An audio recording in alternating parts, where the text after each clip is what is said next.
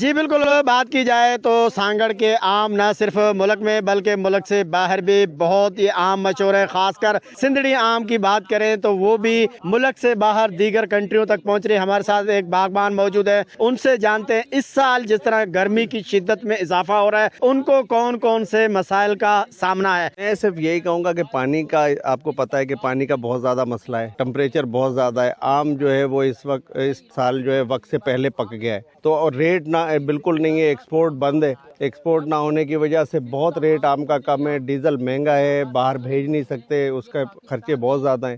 وہ صحیح نے کمی لائے چھڈیو आहे. اگے بھرائنداسي 1500 जी टाकी، हाणे भरजे बि मोटर साइकिल जी 5000 में. हाणे ग़रीब माण्हू खे लाहींदा असीं त चलो धिके माना कम करी वेंदो. ग़रीब माण्हू ॿुधो वीचारा बचा वठी ॿेर त चढ़ी आहे. 40 साल से काम कर रहे हैं. शहरी है, सिंधड़ी है, महंगाई इतना है, बुढ़ी कई शय पूरी नहीं थी. हाँ, पेट्रोल की वजह तो सारे मजदूर आदमी देख सारा हो सारी जिवार पगरो पानी लगे पे हैं काम को. शाम को मुड़ी कई शय पूरी क्या नहीं होती. हुक्मरान को सता दे मेहरबानी करने जरा जिम्मे पहले खड़ा है पेट्रोल डीजल में वापस आ वने.